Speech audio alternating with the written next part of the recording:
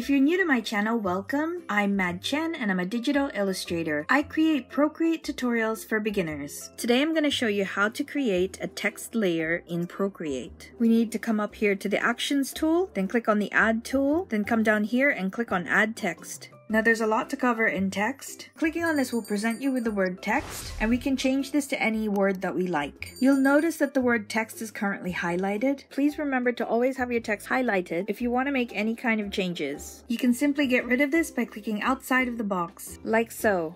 To highlight the word again, you can double tap on the word. Now this time, a mini toolbar has appeared up above, which can be used for any quick adjustments. But before we get into that, I'm going to change this text to my name, Mad Chen. Then let's highlight my name.